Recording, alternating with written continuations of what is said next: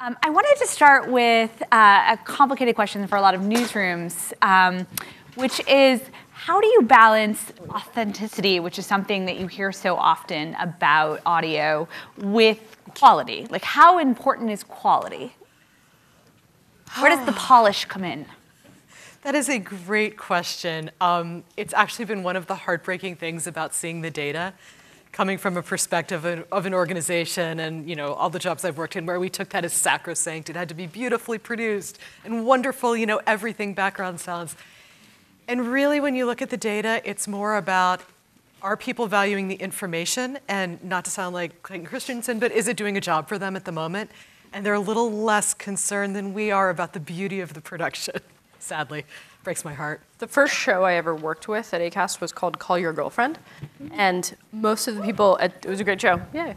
And most of the people that I worked with at WNYC were like, well, that's an okay show, but their microphones are terrible. Or like, why don't they ever prep? And I was like, you are the only people who think this. Everyone else, their teeming fans hears chemistry, they hear friendship, they hear two incisive wits. Don't get me wrong, I worked with them and their producer in terms of buying better microphones and actually doing prep. So I think the show got better, but the vitality of it had very little to do with the polish. And so I think, yes, make the best sounding thing you can, but if that's ever coming at the expense of the authenticity, go, just like Tamara's saying, go in the direction of authenticity and realness, and don't worry about the fuzzy microphone sound. Jillian, I wanted to ask you, coming from a place like Vox, which already has the DNA of doing the explainer, and which I think Sarah's podcast is just a very natural extension of that, how do you use audio to develop new audiences? Should you stick to that DNA, or does it work to try to actually use podcasts to cultivate a new following? Yeah, so I think Sarah's show and one of our new shows, Today Explained, are actually two good ways of thinking about this. So the impact is actually, there are people at Vox who do not leave the newsroom, one of the presentations we just saw, they are the newsroom planted people, and then Sarah actually goes out and does reporting. So I think like some of the existing podcasts that were already there when I started, like The Weeds, they're for people who are like very interested in the nuances of policy. And Sarah's show is it's certainly for people who are interested in policy, but it's also for people who love great stories. So I think we reached some new folks through that show. I also think, and the same can be the same can be said for Today Explained. It's daily, it's hosted by another WNYC alum, and it makes use of the Vox newsroom in a way that's similar to the Daily, that kind of uses them as experts and reaches a broader audience of folks who maybe aren't as interested in like the nitty-gritty details of the latest tax bill. And Anne, I wanted to ask you about discoverability. It came up several times, and that is, for me, it seems like the biggest challenge to some of these interactive experiences. Can you talk a little bit more about how perhaps the platforms could help with that? And also, is there any hope for upstarts? I mean, do you have to be the Washington Post for this to work? On Alexa, no.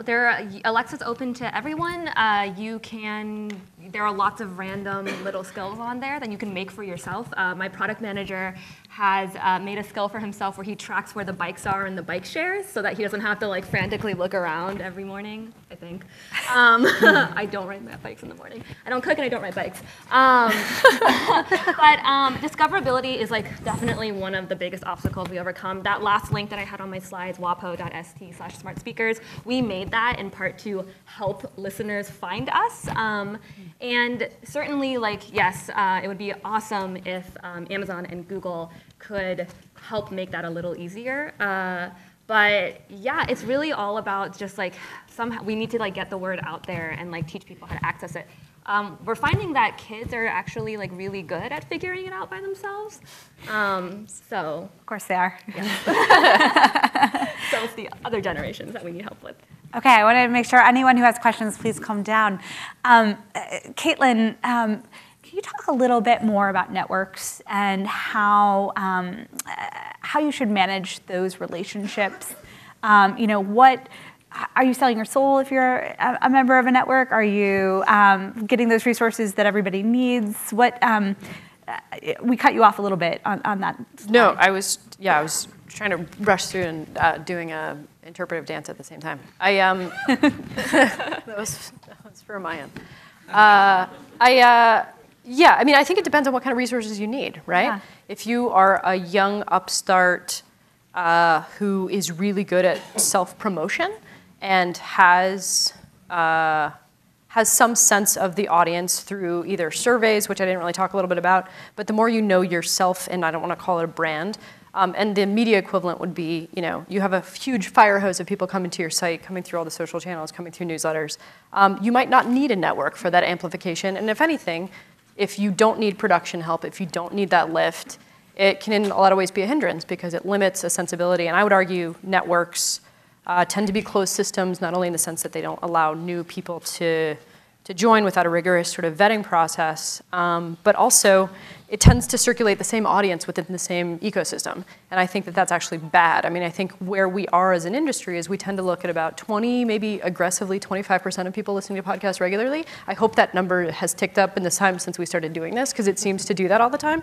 But at the same time, that's not great. It needs to be 80, 90%. Yeah. I mean, how many people watch videos? How many people listen to music? Like, that's what we need to be benchmarking. We're in a fight with Netflix, with magazines, with entertainment. It's mind share. It's not listen to my show and not this other show, or listen to, follow this news outlet and not that other one. And so to me, networks can be very helpful if you are new, you have a strong concept, but you have very little ability to launch it and incubate it yourself. On the other hand, if you have those sort of resources in hand, either because you're an independent who just has hustled hard, or because you're a newsroom that has those abilities also and can amplify another way without sacrificing, that self-circulating audience or giving somebody part of your revenue, it's not always the best choice. Okay, Josh? I always think of podcasts and newsletters as being sort of the same thing, and they share a lot of characteristics.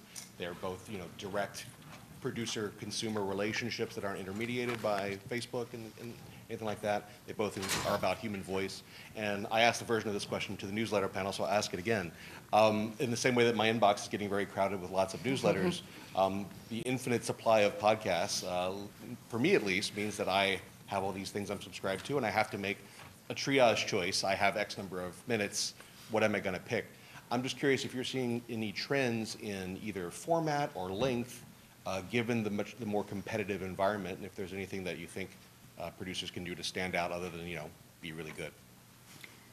Tamara, I think you answered your question. Be really good. Yes, we've seen some things about length, but there's so many caveats, it's almost meaningless. When you're talking, your storytelling podcast, 18 to 35 minutes, there's definitely a sweet spot there. But, clearly there's this market for 5-minute, 12-minute, 20-minute, updated news podcasts. So it really goes back to what's the purpose of the podcast, and is it a kick-ass concept? I also would argue that the discovery mechanism, which is getting better every day and diversifying every day, plays a large role in that. Like, one thing that's been so exciting to a lot of us about home devices is it's a new audience, and therefore they have no biases whatsoever, and they don't need to subscribe to something, because the barrier to entry, even to go into the Apple Store, which everyone agrees is the worst. No? Does anybody actually like it? Knowing you, even if you know what you want to listen to because you know the show, the thumbnail is not going to help you, the title's not necessarily going to help you, even if you listen to this advice and name it something really compelling and have great art.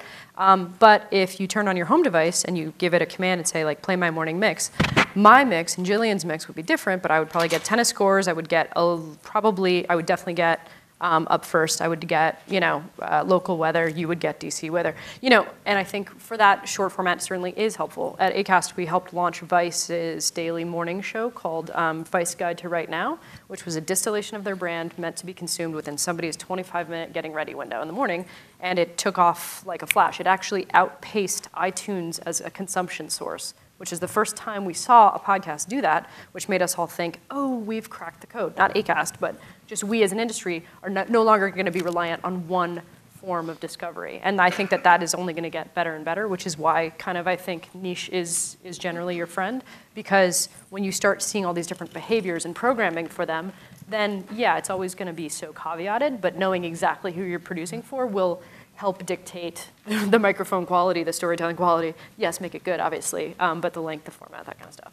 Yes to that. Going with that, the Daily 202's big idea is based off one of our most popular newsletter called the Daily 202. And the Daily 202 is like, I tried printing it out once, it's like 60 pages. Like, I don't know. James Hellman, the reporter, who's wonderful, wakes up at like 1 or 2 a.m. every day to write it. And I wake up at 5 a.m. Obviously, like that's sort of like exactly what you were talking about, Caitlin, is like we would not make a 60-page version of a flash briefing for Alexa. And so that's why we condense it to 5 to 10 minutes. But we do a lot of signposting in it, which is different from the newsletter, where we make it very clear, like when we're starting a section and when we're ending a section, and then when first headline, second headline, third headline, and that's like something that's like very specific to like the audio templating. I think I'm like digressing from your question, but yeah. I think one of the common themes that I keep hearing you guys talk about is figuring out actually how to take the shared DNA of your newsroom and use it in an audio manner. I know at the Times we've definitely found that with the Daily. And a media example that comes to mind is this amazing magazine story that one of our reporters, Will Hilton, did about the Venezuelan opposition movement. But then you heard it on the Daily, and it was just extraordinary experience to kind of hear the voices of the people of Venezuela. And I'm curious, how much buy-in do you have? And obviously NPR, you have a lot of buy-in. But you know, in a place like Vox and the Washington Post, how much buy-in do you have from the greater newsroom to cooperate and collaborate and play ball? Yeah, that Venezuela story was so great. Highly recommended. So one of the things that's been really great about Vox is that we have a lot of young talent. So it's something that it's great, and it also sometimes is a little bit sad, because at WNYC I felt like I had all these older people who could mentor me and who I really looked up to, and then I got to Vox and I was like, wow, I'm one of the older people in this space. This is crazy. It means that there are a lot of people who are very excited to learn a lot of new things.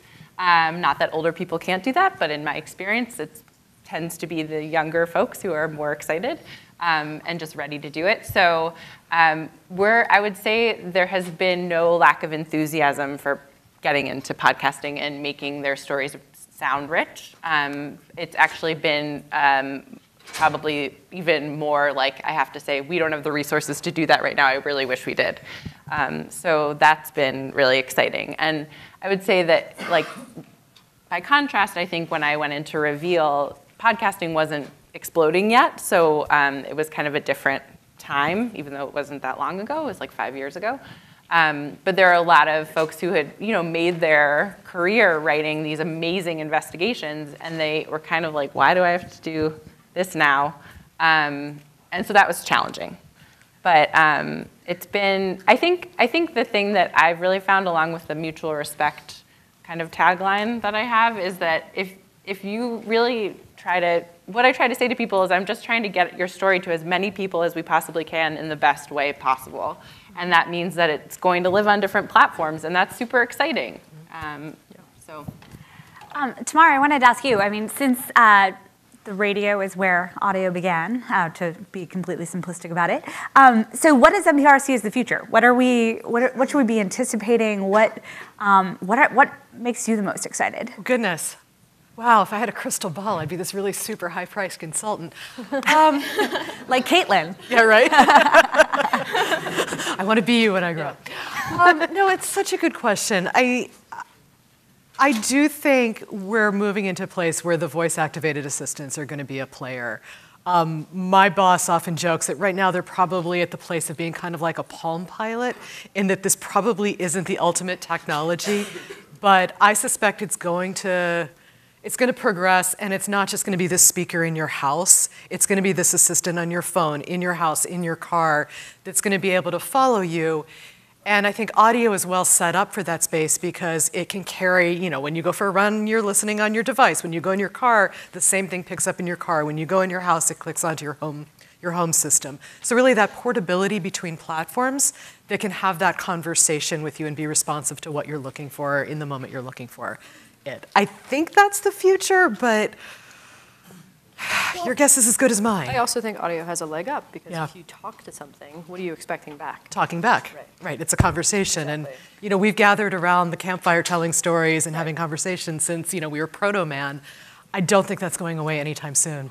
All right, on that great note, thank you so much for being here today, and thank you all for sticking with us.